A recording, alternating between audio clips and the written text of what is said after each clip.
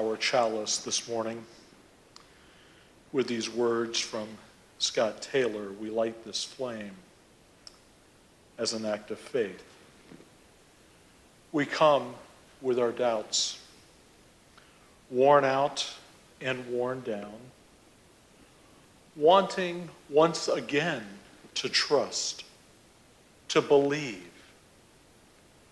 that hope is not as fragile as it sometimes seems, that division is not as deep as it sometimes appears.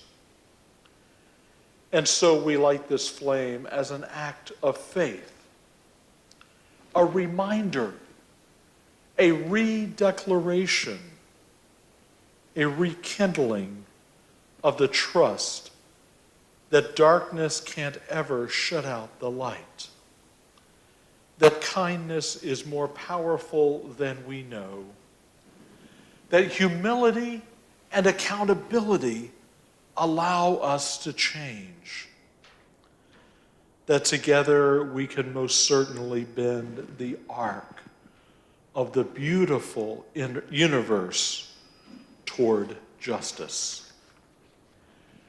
Will you continue with me with the affirmation that is on your screen?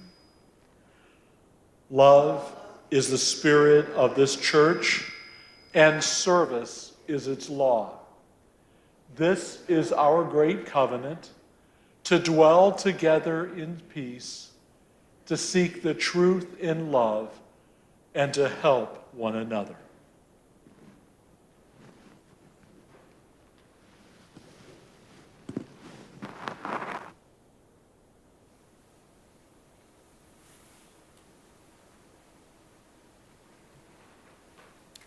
Welcome to People's Church.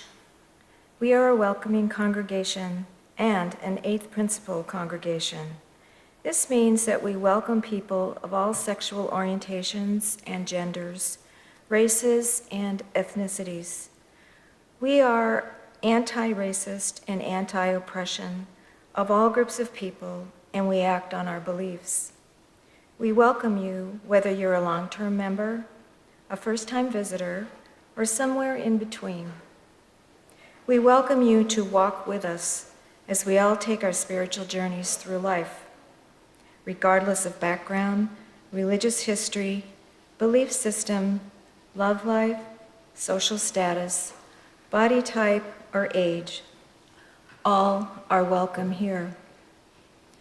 You're welcome here whether you're a transplant who headed straight for the first Unitarian Universalist church you found, or you're simply curious about our faith.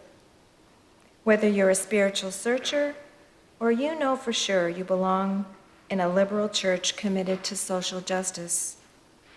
We welcome you whether you feel weak and unsure, emotionally, physically, financially, or strong and ready to take on the world.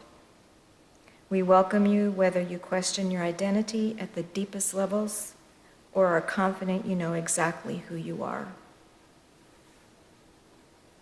If you are curious, courageous, and committed to growth, you are warmly welcomed to People's Church. Good morning. My name is Paulette, and I'm one of the worship associates here at People's Church. I'm joined in the sanctuary by Judy on the piano. Judy Price is leading our hymns today. Jackie and Kate are running the tech. Bill is running the sound system. Our preacher is our interim pastor, David Weiss. And we have a special treat today. Judy Michelin not only is at the piano usually, but she's our special music. Thank you, Judy.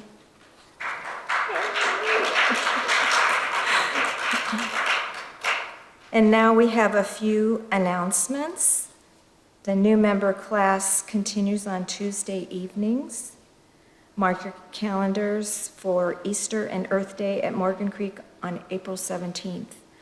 On April 14th, we will have a Holy Thursday service, and April 23rd, we will host a Seder led by the Bernsteins. This morning, just over 2 years since the COVID shutdown began, we'll have our coffee hour downstairs in the Andre room. And empty Easter eggs are on the table in the hallway. They're for the kids. Peoples has a tradition of people taking the eggs home and filling them for the Easter egg hunt. More information is in the weekly. And now Pastor David has a few words to say.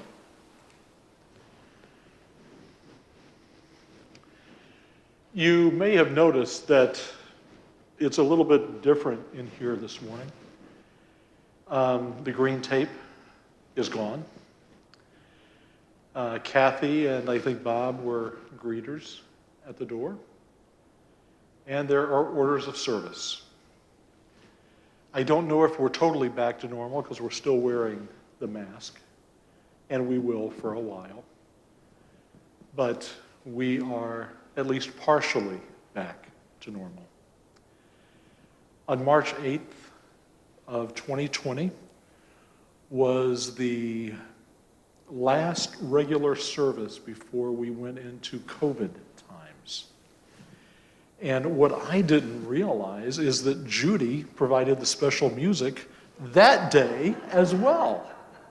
So talk about things working out in interesting ways. We canceled church on March 15th. We had a board meeting that night. The decision was made that we would do Zoom beginning the following week. And we stayed on Zoom for a long time without anybody in the building. There were 4 or 5 of us that were here to do the Zoom broadcast. And then we slowly let people come back, little by little. And I'm glad that we were able to take the tape off. I think the numbers are at a point where we can be safe. At least it appears that we can be. And coffee hour after service today, there are some treats down there as well. We'll give that a try and see how that goes. But it's good to be able to be in this position, I think, and to be at least partially back to where we were prior to all of this starting 2 years ago. So I'm glad you're here in worship today. I hope you enjoy coffee hour, and I hope you enjoy not having the green tape in the sanctuary as well. One other announcement I want to share with you this morning. Linda is here with us this morning, but her husband Bobby passed away this week. Services are next Saturday at Cedar Memorial, so keep her and her family in your thoughts as they deal with this very difficult loss of their father and husband. And now let our worship begin.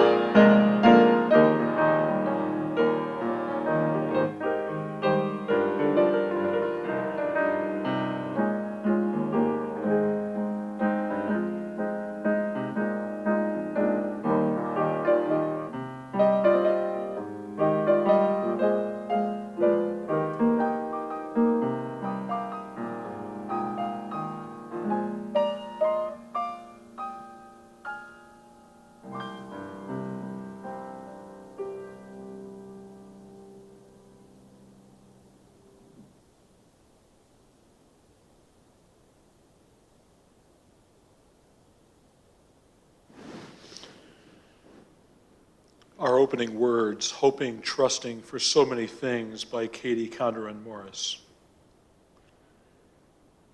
Here, we have come into this sacred place, quieter now with our readiness, hushed voices hoping and trusting for so many things, for connection, for communion, for inspiration, for information, for healing, for wholeness, for words, for music, for celebration and consolation. Here we have come into this space, bringing all of who we are. Let us be willing, however we are changed. Come, let us worship together. Our first hymn this morning is Morning So Fair to See. Judy will come and lead. You're invited to stand or remain seated.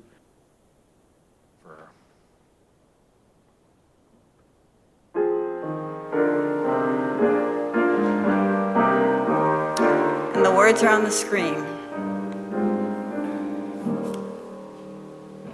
Morning so fair to see, night veiled in mystery, glorious the earth and resplendent skies. Pilgrims we march along, singing a joyous song as through an earthly paradise. Tall are the verdant trees, deep are the flashing seas, buoyant each wonder the seasons bring. Bright are his faith's surmise, shining in pilgrims' eyes, from which our waking spirits spring. Age after age we rise, 'neath the eternal skies, into the light from the shadowed past. Still shall our pilgrim song, buoyant and brave and strong, resound while life and mountains last.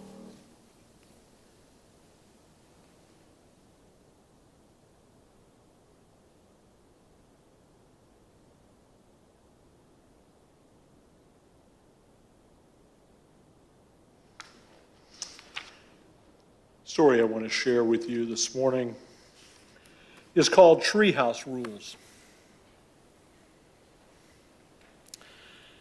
The treehouse was built on the congregation's grounds over 3 Sundays in September, using donated labor and donated labor of the families who attended the church and other adults who wanted to help with the project. Even the kids got involved, especially those aged 10 and up, by pitching in and helping in any way that they could during the construction. And it was a fantastic place to be once it was completed, with a window that faced the nearby playground, a rope ladder to climb up, and a slide to exit.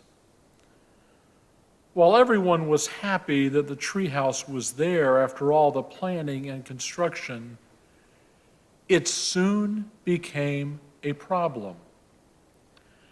When too many kids wanted to enjoy it at once, their different ideas about how to use it came into conflict with each other.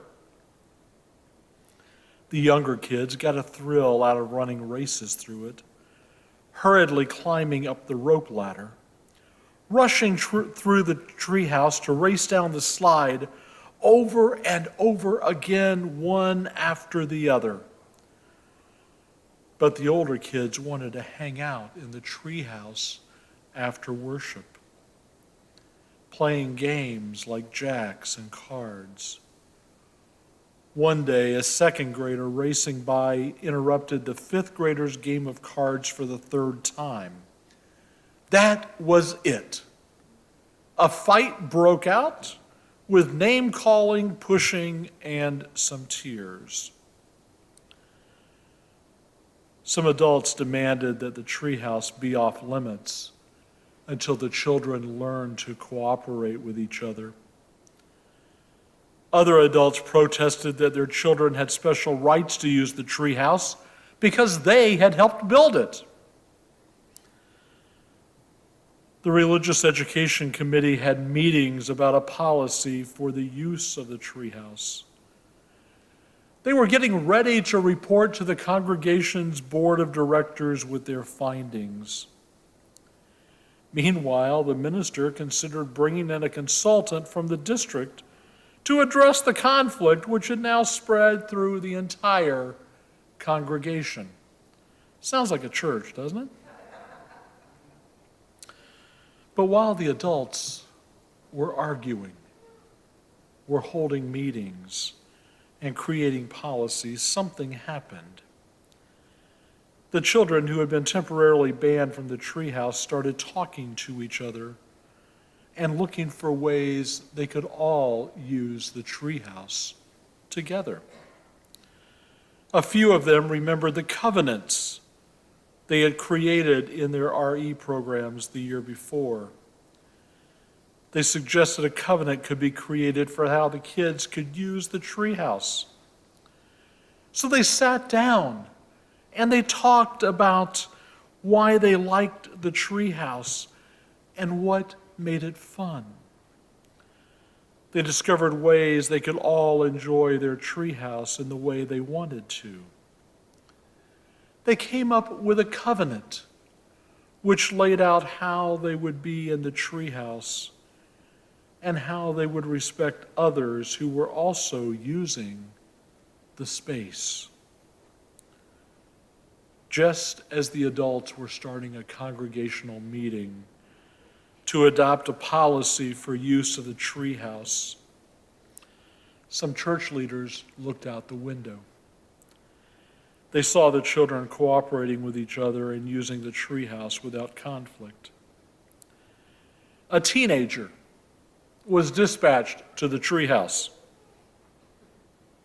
to discover what rules the participants had come up with.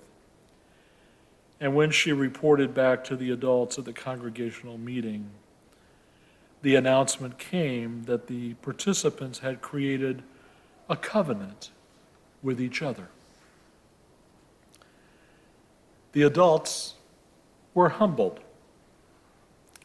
Some sheepishly glanced at their church covenant, framed on the wall, hanging there and mostly forgotten. The congregational meeting was adjourned. The adults went on their way, reminded of the power of covenants and working together to find a solution and the commitment of people in right relationship with one another, all because of the treehouse rules.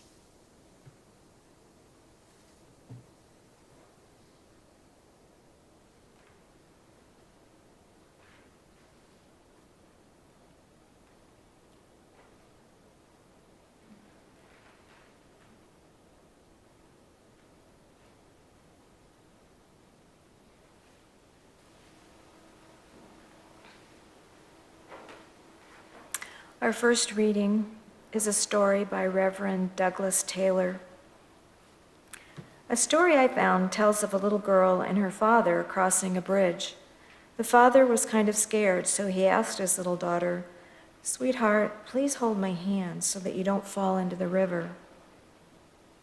The little girl said, "No, Dad, you hold my hand."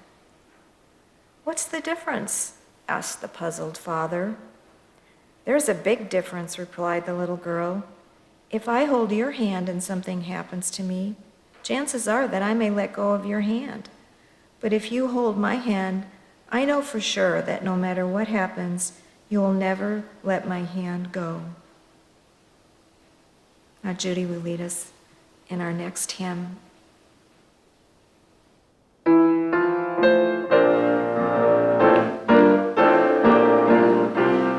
Morning has come, hymn 1000, words are on the screen.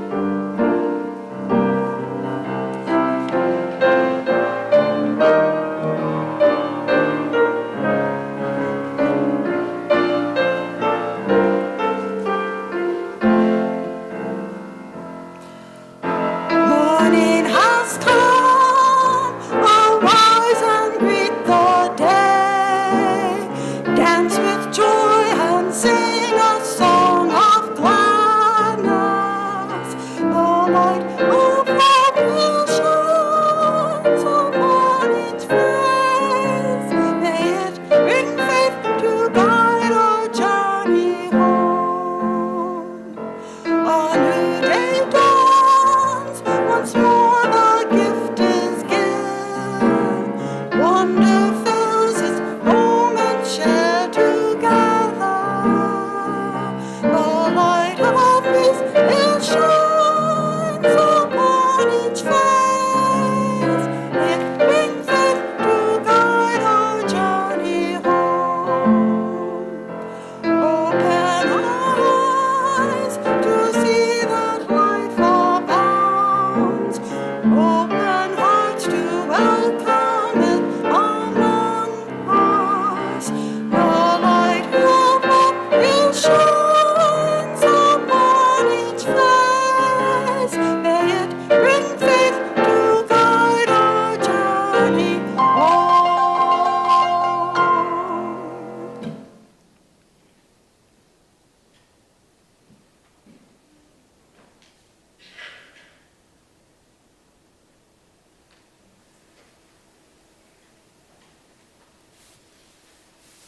I don't know how you folks expect me to get up here and read when you evoke such emotion with your singing and your music. It can be tough, but I love it, and thank you. Thank you both. Okay, our second story is called The Low Road by Marge, Piercy. What can they do to you? Whatever they want. They can set you up, they can bust you, they can break your fingers, they can burn your brain with electricity, blur you with drugs till you can't walk, can't remember. They can take your child, wall up your lover. They can do anything you can't stop them from doing. How can you stop them? Alone you can fight, you can refuse, you can take what revenge you can, but they roll over you. But two people fighting back to back can cut through a mob. A snake dancing file can break a cordon. An army can meet an army. Two people can keep each other sane, can give support, conviction, love, massage, hope, sex. Three people are a delegation, a committee, a wedge. With four, you can play bridge and start an organization. With six, you can rent a whole house, eat pie for dinner with no seconds, and hold a fundraising party. A dozen make a demonstration. 100 fill a hall. 1,000 have solidarity and your own newsletter. 10,000 power and your own paper. 100,000 your own media. 10 million your own country. It goes on one at a time. It starts when we care to act.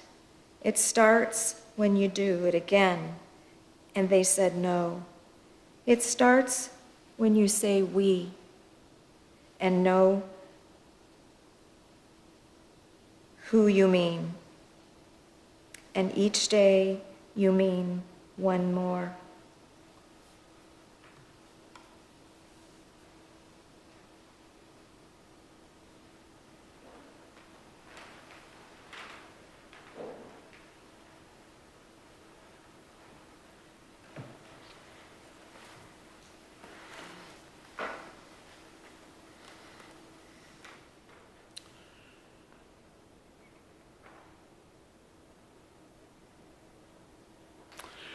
What is faith?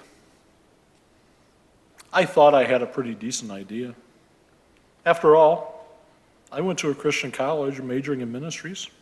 I've got a master's of divinity. But then I went out and hit Google.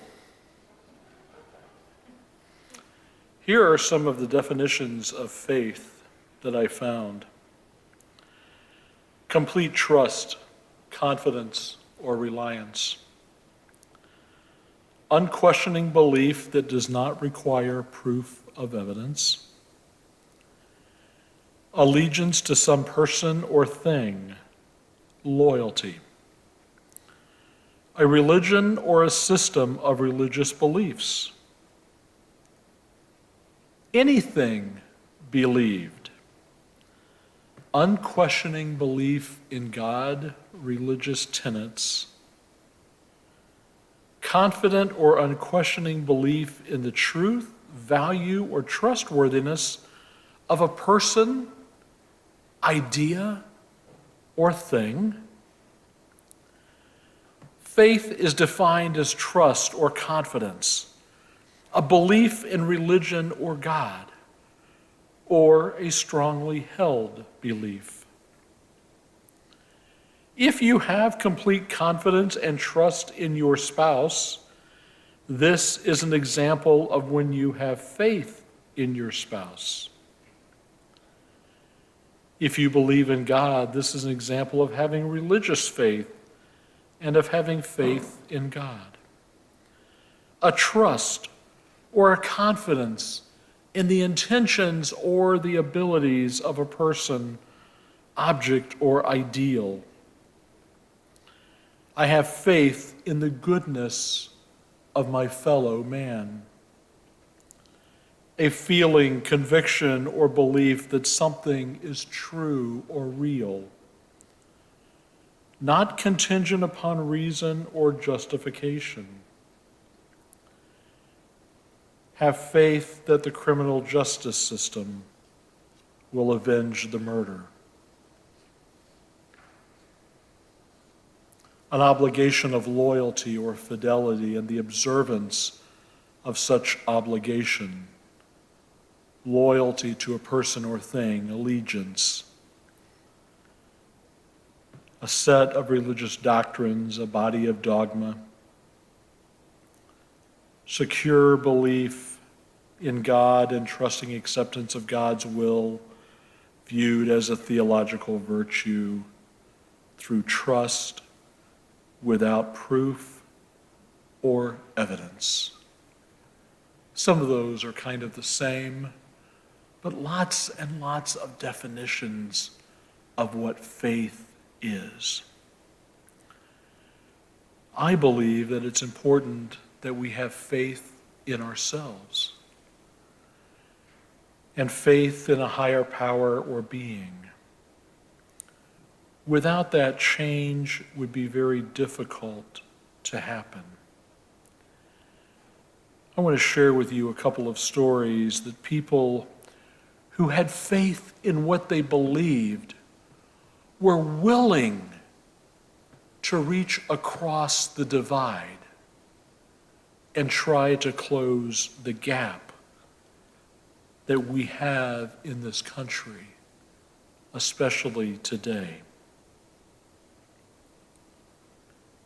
Greg Smith and Curiara Masafi are perhaps two of the strangest political bedfellows imaginable.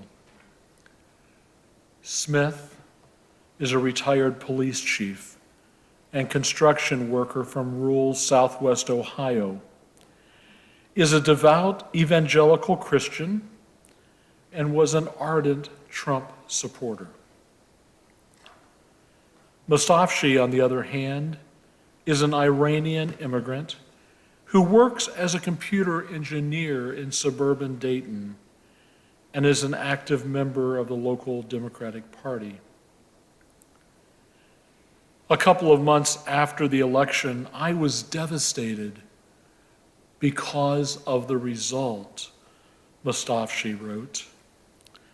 I was ready to cut every Republican friend and coworker and family out of my life because I believed that these people did not know what was best for the country. I really believe in Trump's values, Smith wrote. I really believe that he loves this country. He messes up, but so do I. If I were president, I'd be just like him. Sounds like a lot of people, doesn't it? The two extremes there, one side or the other.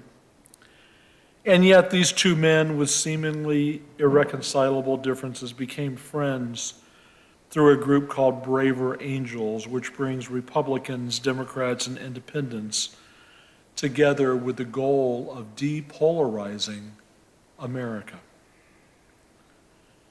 Political polarization or tribalism has reached a fever pitch in the U.S. Partisan divides over political issues have increased to 32%, according to the Pew Research Center. The founder and president of Braver Angels, David Blankenhorn, said the terrible tribal conflict over every issue prevents anything from happening. Even before the 2016 election, it seemed clear that this conflict was cancer. The election made it clear to everyone that we're in for a really bumpy ride. The appeal for national unity resonated with both Smith and Masafi when they met for the first time at a gathering. When you get past the stereotype part of everything, you've got it beat, Smith said. It was nice to also see this other side and that he wants to listen to me and learn about my background, Masafi said. The two, whose friendship grew after they visited each other's places of worship, took a road trip together to attend a national convention. On the way, they hashed out weighty issues, agreeing to disagree on abortion while finding common ground on guns. At the Braver Angels convention, they met with other political odd couples. We believe our opinions strongly, but believe there are perspectives other than ours. The first step is to evaluate yourself. You have to want to open yourself up to new ideas, new beliefs, not to necessarily want to persuade the other person. Strangers come together from different tribes, and those tribes have been at war. There's a strong feeling in the country of just being heartsick over this. The end goal of the group is to humanize one another despite the political differences. Everybody has the reasons that they believe what they believe. And in this group, they don't try to change, but they try to understand and try to have dialogue. It may seem a little naive to imagine that just citizens can band together in large enough numbers and with enough moral and intellectual firepower to cause a change in the national culture. But it is possible. It is possible to make that change one person or one group at a time. People are looking for ways to do this. Second story. Carolyn, a white woman living in Myrtle Beach, South Carolina, started a dialogue about race with Ernest Skelton, a black appliance technician who came to fix her family's dryer. She shared in a Facebook post that when Skelton came to her home just following the murder of George Floyd, she asked him how he was doing given the current climate. Keep in mind, this is Myrtle Beach, South Carolina, not exactly a hotbed of diversity. Skelton opened up sharing a few stories about how racism had affected him professionally. He's a middle-aged, friendly, successful business owner, gets pulled over in Myrtle Beach at least 6 times a year, doesn't get pulled over for traffic violations, but on the suspicion of him being a suspect in one crime or another. Mind you, he is in uniform, driving in a work van clearly marked with his business on the side. They ask him about the boxes in his car, parts and pieces of appliances. They want to see the invoices and ask him why there's money and checks in his invoice clipboard. They ask if he's selling drugs. Cops get angry if he asks for a badge number or pushes back in any way. Every time, he is the one who has to explain himself, although they have no real cause to question him. Ernest doesn't work past dinner time, not because he doesn't need the business, but because it isn't safe for him to be out after dark. There's nothing out there in the world for me past dark, he said.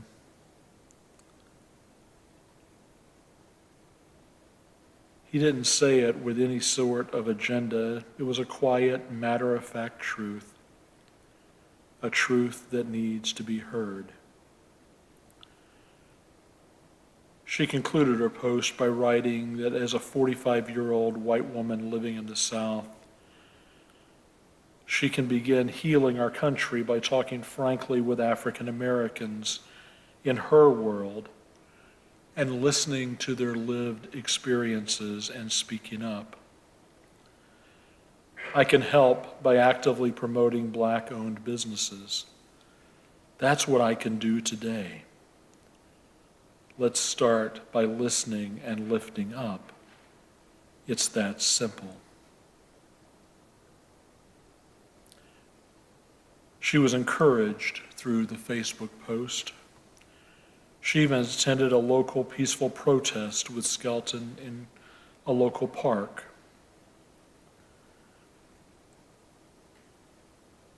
She said last Saturday, Ernest and I could never have imagined that a broken dryer would cause the events that have unfolded, or that we'd be attending a peaceful protest together, arm in arm a week later, but here we are.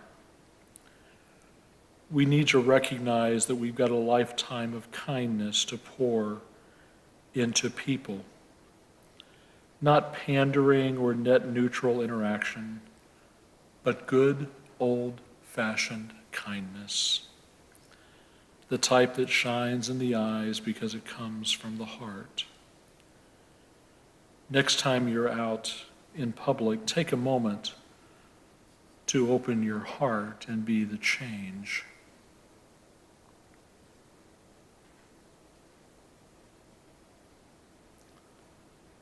As hard as it may seem, as difficult as it may be, it is possible. We can hold on to our faith in our beliefs and reach out to people on the other side. Obviously, not everyone on the other side is going to be willing to listen or willing to talk, because they only want to argue, same as some on our side. But there's opportunities there, whether it be racial issues, political issues, faith issues. There can be room for that communication and that dialogue that leads to an understanding of the other side and the ability to have a conversation like we used to. If you recall, a few weeks ago, I told the story of Goldwater and Kennedy and how they were going to debate across the country in the '64 election. We can get back to those days where we can have that dialogue. You won't change their mind. They won't change your mind. But a dialogue can open that can lead to respect and working together on goals and ideals that can be shared. Blessed be. Amen. I invite you into a moment of prayer.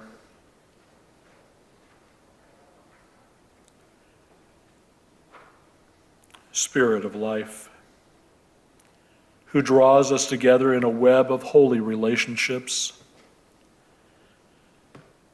make your presence known with us and in us and among us. Remind us that we are not alone in history.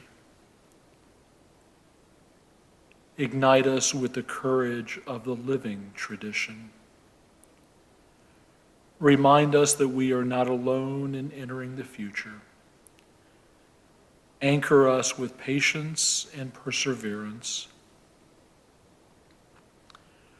Remind us that we are not alone in our times of grief and pain. Comfort us with your Spirit, manifest in human hands and voices. Remind us that we are not alone in joy and wonder.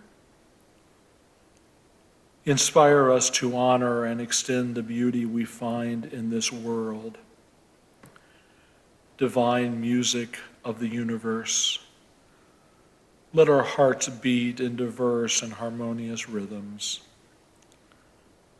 cooperating with an everlasting dance of love.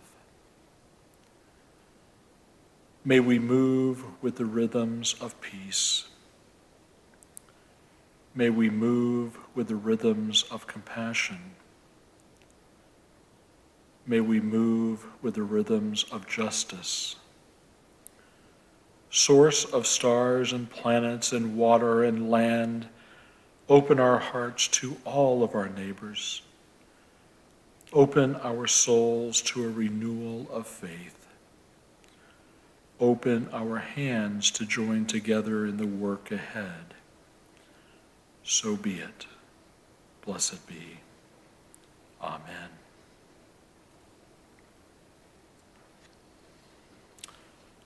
This is the time for candles. A time when you light a candle for something on your heart. Paulette and I will each light candles and place in the bowl. Those of you who would like to participate are invited to come forward. Take a candle, light it from the large candle, and place it in the bowl.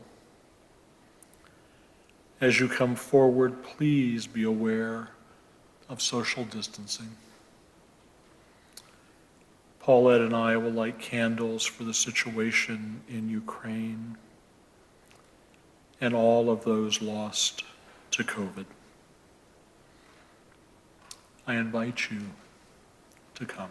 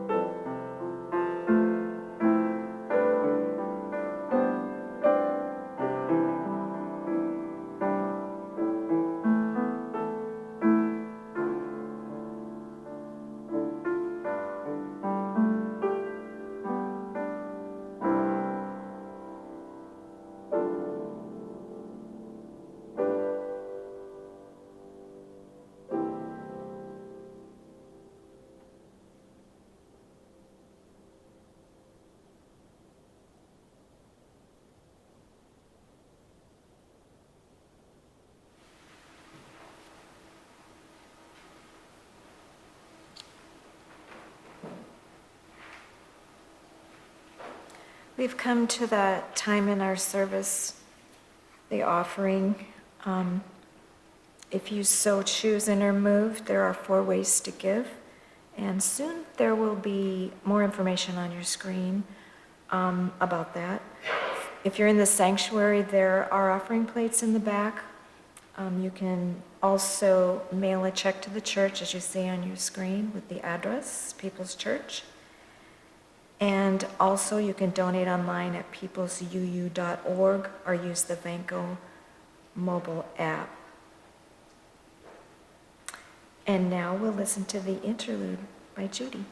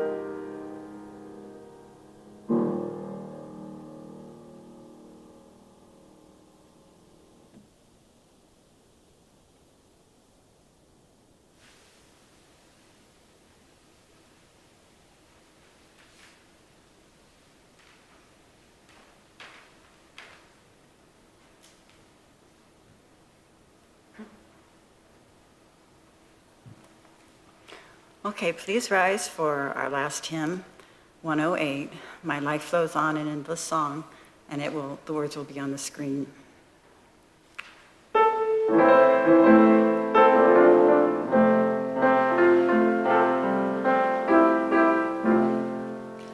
My life flows on in endless song, above us lamentation. I hear the real, no far off hymn that hails a new creation. Through all the tumult and the strife, I hear the music ringing.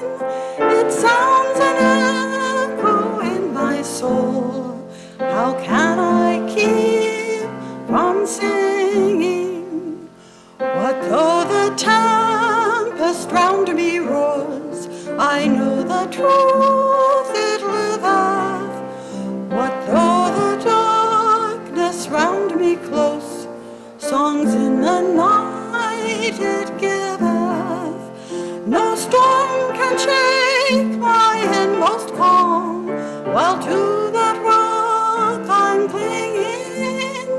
Since love prevails in heaven and earth, how can I keep from singing? When tyrants tremble as they hear the bells of freedom ringing, when friends rejoice both far and near, how can I keep from singing? To prison cell and dungeon vile, our thoughts to them are winging, when friends by shame are undefiled, how can I keep from singing?